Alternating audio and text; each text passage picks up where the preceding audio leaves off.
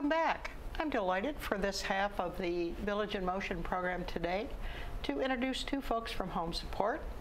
Let me start with Richa Patel. Richa, you are the Assistant Manager of Home Support? Correct. All right. And we have Gary Labecki.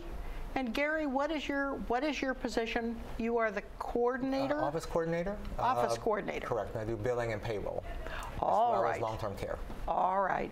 For long-term care? Yes. All right. Excellent. Richa, you indicated that the agenda that you had this morning was talking about long-term care insurance. Right. So today we wanted to talk about some of the things that we can do at Home Support to help a resident who has long-term care insurance. Mm-hmm. And so Gary, who's our office coordinator, does most of the coordination, so he can talk a little bit about that.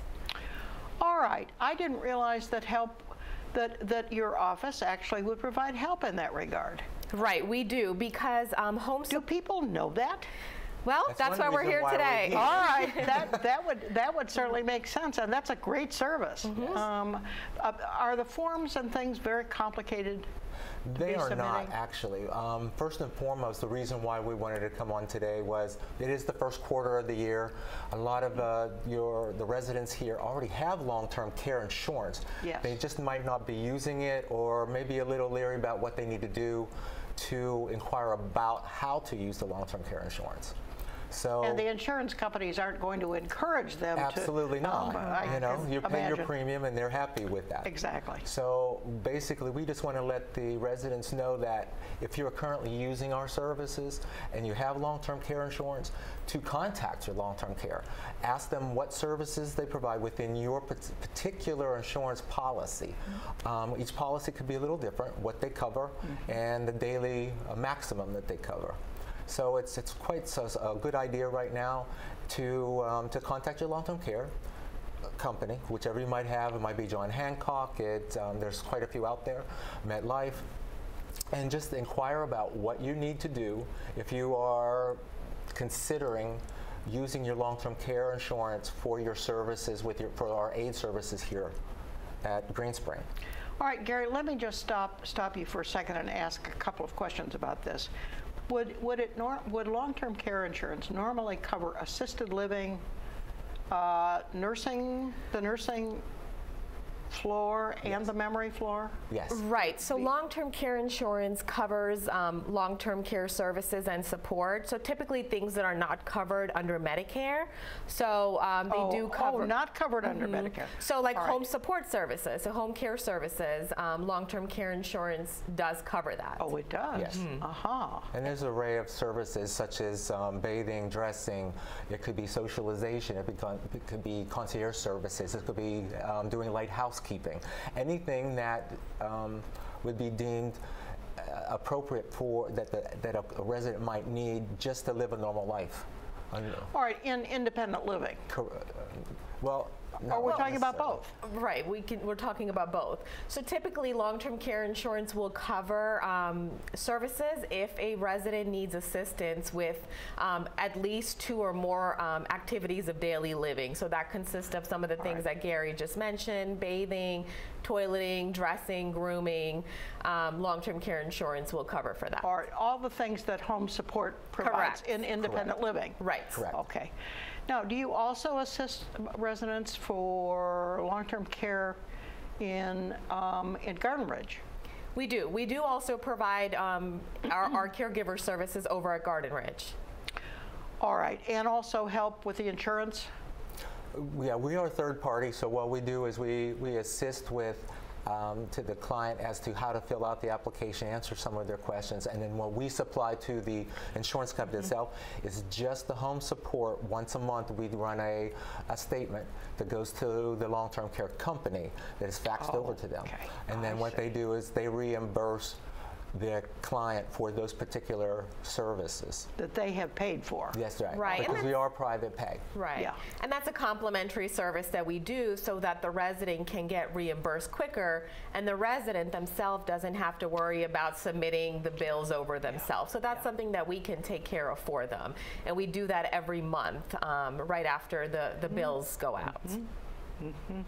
All right. Well, that certainly is an important service that you're providing. What percentage of independent living residents would you guess had long-term care insurance? That have the insurance itself or using the insurance, that's the difference. Is there I think there's a lot of residents that already have long-term care insurance. They just haven't initiated the process. They might be a little leery that it's such a mundane process for them to do. It's quite simple, and we're more than happy to answer any questions and help walk them through that with their insurance company so they can get that started for them. We don't have a lot of individuals. We maybe have, I would say, I'd say maybe 60 or 70.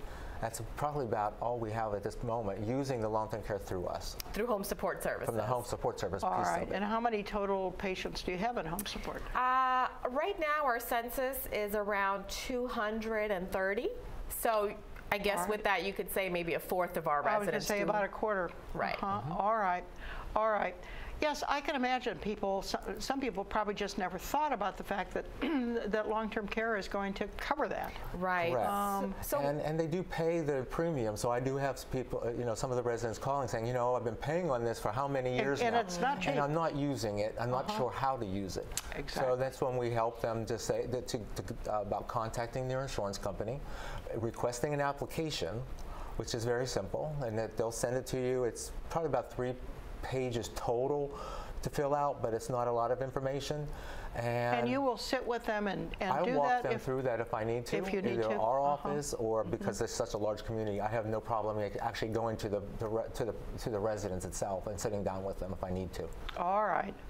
All right. Well, that's a terrific service. Absolutely.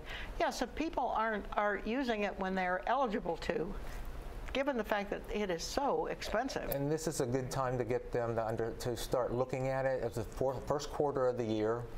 And when you apply for the long-term care insurance, there is a 90 to 100 days of service that you have to provide before they will start reimbursing you for your long-term care. Oh, is that right? They want to see a constant use of the service. Oh, for goodness Right. sakes. So most long-term care insurance companies, they have what's called an elimination period.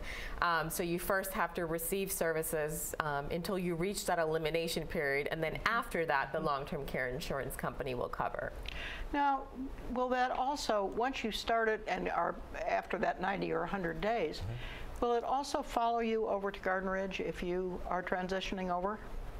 I believe it will. I believe it will. Yes.